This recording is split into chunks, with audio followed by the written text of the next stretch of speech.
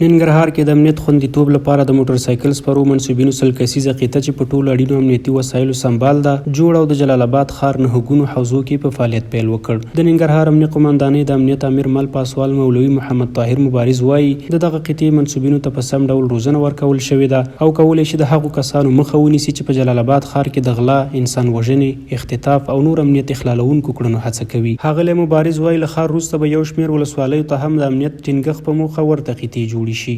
زموږ دغه 100 کسیزه قطې مجاهدین له مسلکي، دینی، عصري او نظامي زده کړو څخه فارغ ځوانان دي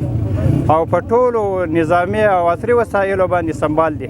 ان شاء الله لازم د خپل وس مطابق د ننګرهاریانو او په ننګرهار کې چې کوم خلک دلته وځي د ټولو د سر، د مال، د ابرو، د عزت تامین امنیت به کوي. دا د ترتیب امنیتي دنده زموږ 3 برخې لري. اولنۍ برخه یوازې د ښار لپاره ده، کومه چې اوسنۍ 100 کسیزه قطه فعاله شوې ده دا یوازې د ښار نهګونه حوزې په همدغو ساحو کې فعالیت کوي او په کار یې شروع کړی ده. په دوهم قدم کې د ننګرهار ښار 22 ولسوالیو ته هم د دې اراده لرو، پلان ورشته انشاءالله ټولو ولسوالیو ته سپاره وسلوال د موټرسایکلو مجاهدین هلته لیږي، هلته په خدمت باندې. بل لوري ته د جلال آباد ښاریان خوښ دي چې سر او مال خوندیتوب لپاره یوه داسې قطه په فعالیت پیل کوي چې د ګڼو جرایمو مخه به ونیولی شي. دوی وایي لا هم اړتیا شته چې امنیتي برخه کې نور کوټلي ګامونه پورته شي، ځکه د ښار په مختلفو برخو کې ښاریان له غلو او نورو هغو کسانو چې بېلابېل جرمونه ترسره کوي په تنګ شوي او د ځان خوندیتوب په اړه اندېښنه لري. دغه قطه چې جوړه شوې ده ماشاءالله دې سره د جرمونو کچه هم کمیږي او موږ نور هم غواړو چې په دې وطن کې امنیت راشي، ځکه چې غله ډېر دي وروره په سړک په سر باندې مثال موبایل او شی د ناخلي وروره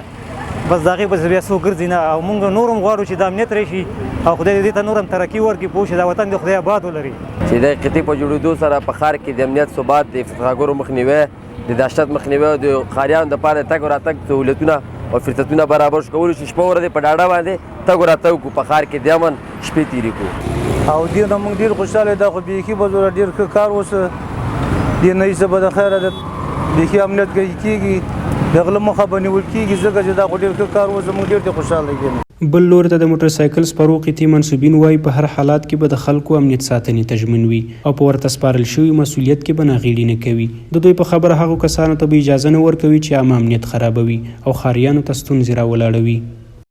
هغه تخریبي کړنې چې غلو موبایل تختول، اختطاف او قتلونه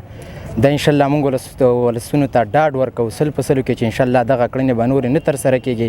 دغه 100 کسیزه قطه څلېرې ساعته د هېوادوالو په خدمت کې ده، انشاءالله هر نوع مشکلاتو ته دی په وخت رسیدګي کوي.